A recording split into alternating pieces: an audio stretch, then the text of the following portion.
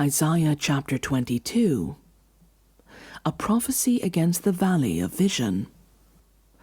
What troubles you now that you have all gone up on the roofs, you town so full of commotion, you city of tumult and revelry? Your slain were not killed by the sword, nor did they die in battle.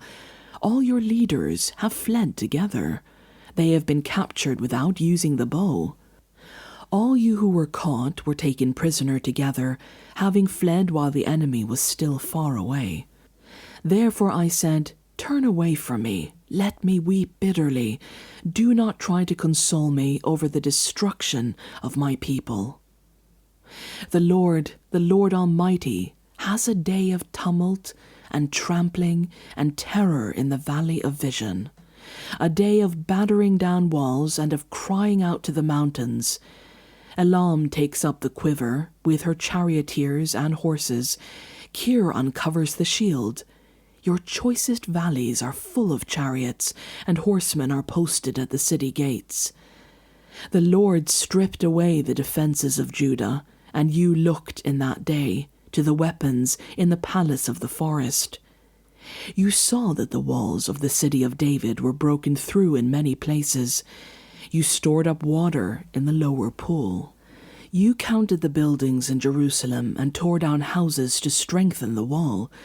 You built a reservoir between the two walls for the water of the old pool, but you did not look to the one who made it, or have regard for the one who planned it long ago. The Lord Almighty called on you that day, to weep and to wail, to tear out your hair and put on sackcloth. But see, there is joy and revelry, slaughtering of cattle and killing of sheep, eating of meat and drinking of wine. Let us eat and drink, you say, for tomorrow we die. The Almighty has revealed this in my hearing. Till your dying day, this sin will not be atoned for, says the Lord Almighty. This is what the Lord Almighty says. Go, say to this steward, to Shebna the palace administrator, what are you doing here, and who gave you permission to cut out a grave for yourself here, hewing your grave on the height and chiseling your resting place in the rock?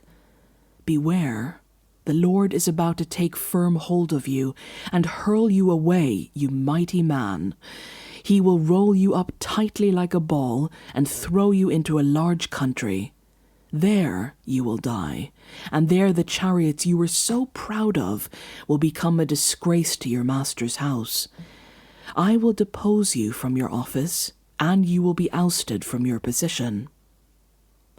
In that day I will summon my servant, Eliakim, son of Hilkiah. I will clothe him with your robe, and fasten your sash around him, and hand your authority over to him. He will be a father to those who live in Jerusalem, and to the people of Judah. I will place on his shoulder the key to the house of David. What he opens no one can shut, and what he shuts no one can open. I will drive him like a peg into a firm place. He will become a seat of honor for the house of his father. All the glory of his family will hang on him, its offspring and offshoots, all its lesser vessels, from the bowls to all the jars. In that day, declares the Lord Almighty, the peg driven into the firm place will give way. It will be sheared off and will fall, and the load hanging on it will be cut down. The Lord has spoken.